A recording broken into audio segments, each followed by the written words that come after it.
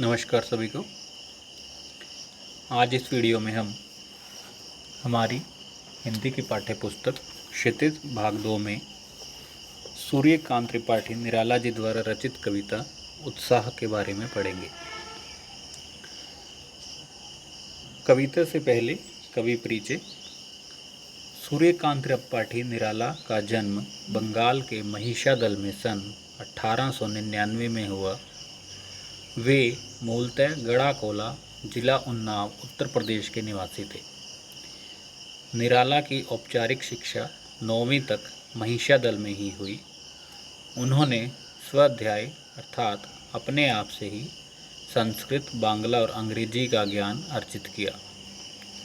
वे संगीत और दर्शन शास्त्र के भी गहरे अध्येता थे। रामकृष्ण परमहंस और विवेकानंद की विचारधारा ने उन पर विशेष प्रभाव डाला। निराला का पारिवारिक जीवन दुखों और संघर्षों से भरा था। आत्मीय जनों के असामयिक निधन ने उन्हें भीतर तक तोड़ दिया, अर्थात जो उनके प्रिय थे, जैसे उनकी माता तथा उनकी पुत्री, उनके असमय निधन हो जाने के कारण वह अंदर से पूरी तरह टूट चुके थे। साहित्यिक मोर्चे पर भी उन्होंने अनवरत संघर्ष किया तथा सन 1961 में उनका देहांत हो गया। निराला जी की प्रमुख काव्य रचनाएं हैं अनामिका, परिमल, गीतिका, कुक्कुरमुत्ता और नए पत्ते।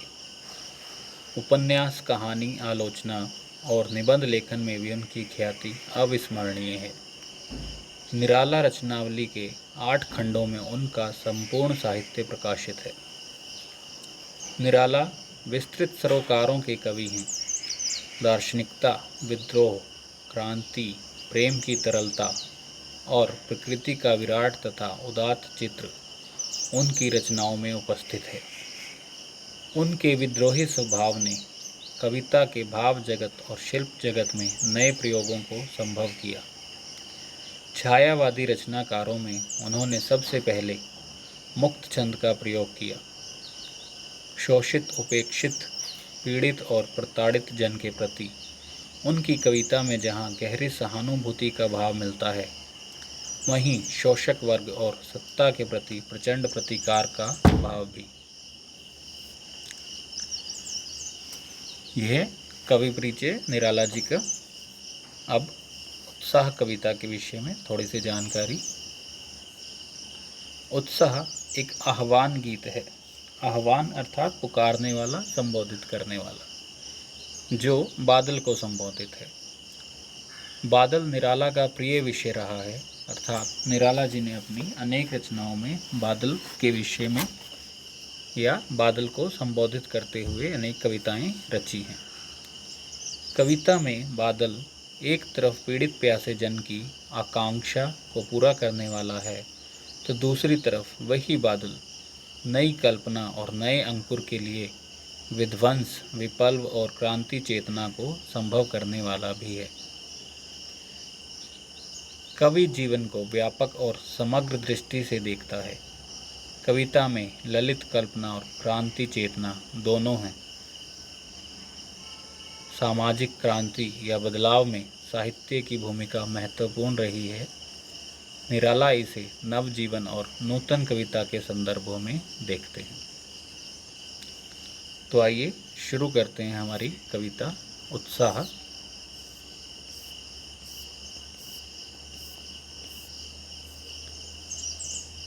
बादल गरजो, घेर घेर घोर गगन, धाराधर ओ, ललित ललित काले घुंघराले, बाल कल्पना कैसे पाले, विद्युत छवि उर्मे कवि नवजीवन वाले, वज्र छिपा नूतन कविता, फिर भर दो बादल गरजो। गरजो का यहाँ पर अर्थ है गर्जना करो। घेर घेर अर्थात गिर गिर कर, घोर भयानक या भयावह, गगन आकाश आसमान, धाराधर बादल, ललित का अर्थ है सुंदर तथा विद्युत छवि का अर्थ है बिजली की सी आभा, और का अर्थ है हृदय और नूतन का अर्थ है नवीन या नया। इन पंक्तियों में निराला जी बादल को संबोधित करते हुए कहते हैं कि हे बादल, तुम घनघोर गर्जना करो, तुम संपूर्ण आकाश को घेर कर गर्जना करो और बरसो। ललित ललित काले घुंघराले, तुम सुंदर और काले घुंघराले बालों वाले हो, बाल कल्पना कैसे पाले, और तुम बच्चों के समान कल्पनाओं को पाले हुए हो। विद्युत छवि उर्मे कवि नवजीवन वाले, तुम्हारे हृदय में बिजली की आभा है तथा तुम नया जीवन देने वाले हो। वज्र छिपा नूतन कविता, तुम्हारे अंदर वज्र जैसी अपार शक्ति है।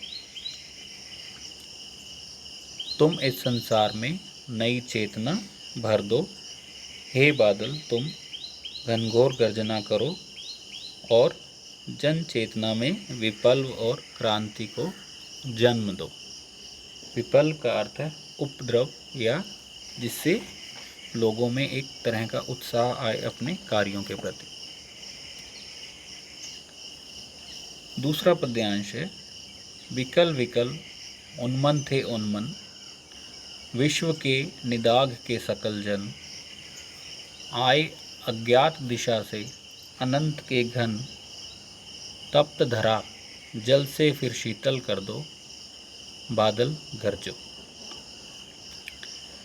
जैसा कि पहले भी बताया है कि कविता में एक तरफ बादल नई कल्पना और नए अंकुर के लिए विप्लव, विध्वंस और क्रांति चेतना को संभव करने वाले हैं, जैसा कि पहले पद्यांश में बताया, तथा दूसरी तरफ पीड़ित प्यासे जन की अभिलाषाओं को भी पूरा करने वाले हैं, जो कि दूसरे पद्यांश में बताया जा रहा है।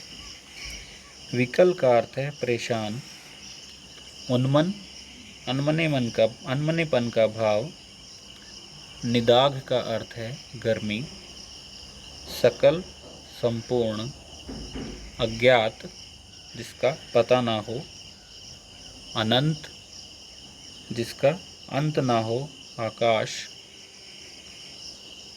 घन बादल, तप्त तपती हुई, धरा धरती तथा शीतल का अर्थ है ठंडा।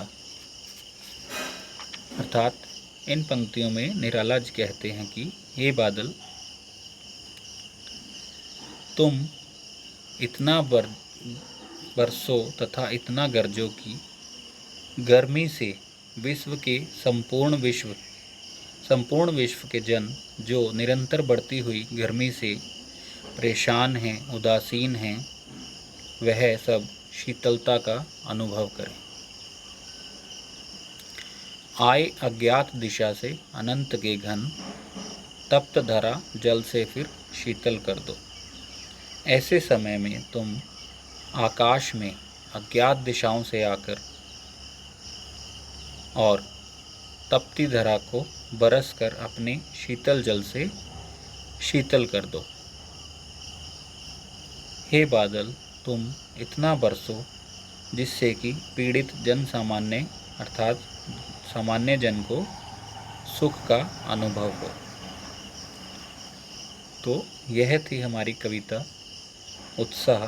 जैसा कि आपने देखा, पहले पद्यांश में निराला जी ने बादल को विप्लव और क्रांति चेतना लाने वाला कहा है, तथा दूसरे पद्यांश में उन्होंने बताया है कि वह